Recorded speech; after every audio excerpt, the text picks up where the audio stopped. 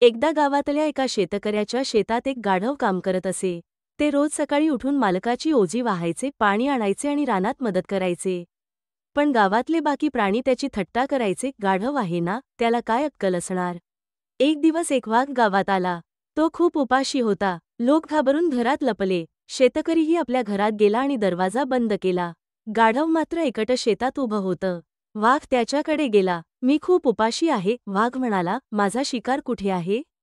गाढव घाबरलं, पण त्याने धीटपणे उत्तर दिलं, माझ्याकडे तुला देण्यासाठी काही नाही. पण गावाच्या बाहेर एक जंगल आहे, तिथे तुला भरपूर खाणं मिळेल.